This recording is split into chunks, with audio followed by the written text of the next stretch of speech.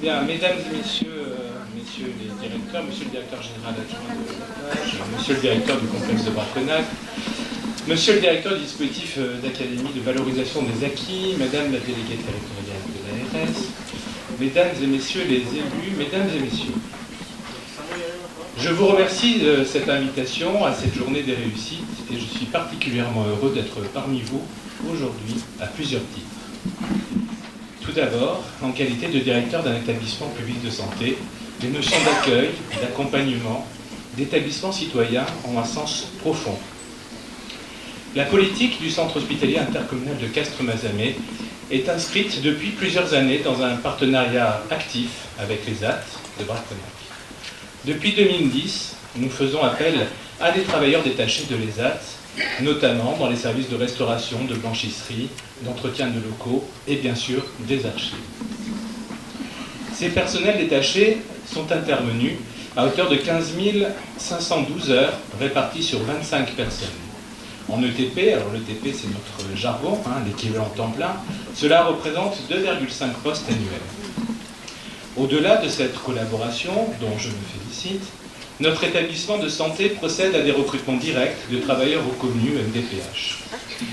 Et nous allons également, à l'avenir, être particulièrement attentifs à notre politique d'achat, puisque l'hôpital est également un acheteur, veillant à ce que les entreprises qui contractualisent avec nous utilisent une partie de leur budget de recrutement personnel pour permettre l'accès au monde du travail ordinaire à des personnes souffrant de handicap.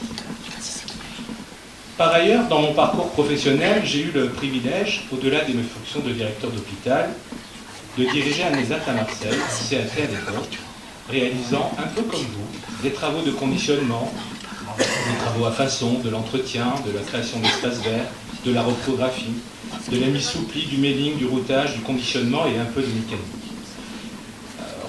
Reconstruisant la structure et la faisant passer de 30 à 55 travailleurs, donc moins que vous, mais avec une taille qui commence à être représentative. Je me sens donc aujourd'hui un peu aussi des vôtres. Vous comprendrez donc aisément toute l'attention que je porte et que je porterai à l'avenir à notre collaboration et à l'emploi de personnels qui sont concernés par le handicap. Au-delà de cette politique d'emploi, je vous propose de nous arrêter avec son accord, et je crois qu'il est d'accord, sur le parcours de Monsieur Vieux. Monsieur, si vous voulez bien vous rapprocher, ça me permettra de tout le monde à mes côtés. Monsieur, vous avez commencé à travailler dans notre structure en réalisant des remplacements, puis, progressivement, séduit par votre engagement et votre manière de servir, vous avez été placé sur un poste vacant, dans un premier temps dans le cadre d'un détachement, puis depuis le 1er septembre, dans le cadre d'un recrutement direct.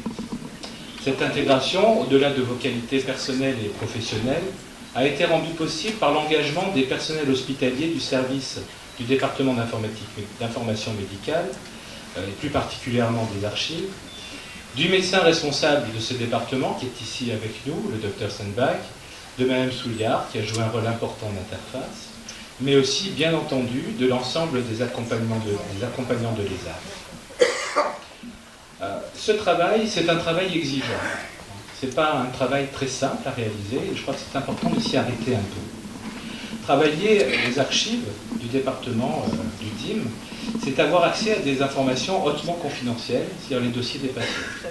C'est être en mesure de faire non seulement de la cueillette, qui était votre premier travail, récupérer les dossiers, mais aussi d'être capable de servir de l'outil informatique, d'être en mesure de classer les dossiers, et le classement des dossiers revêt une importance particulière. Évidemment, un dossier mal classé, c'est un dossier que l'on ne retrouve pas, avec toutes les conséquences que cela peut avoir en termes de soins. Donc ce travail exigeant, vous avez appris à le faire, et vous avez appris à le faire de mieux en mieux. Et aujourd'hui, nous sommes très heureux de vous compter parmi nos effectifs.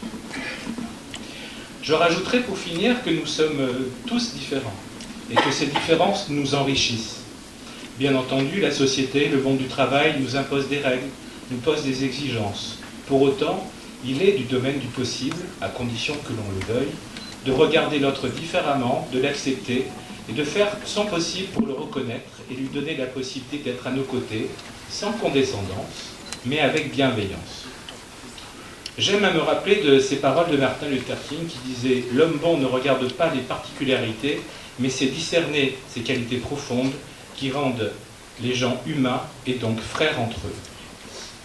Soyez assurés de mon énergie pour accompagner les hommes et les femmes qui composent le chic Castres-Mazamet sur le chemin de l'acceptation de l'autre, avec ses différences, que ce soit en qualité de patient, et dans ce domaine il y a aussi du chemin à parcourir, ou en qualité de travailleur.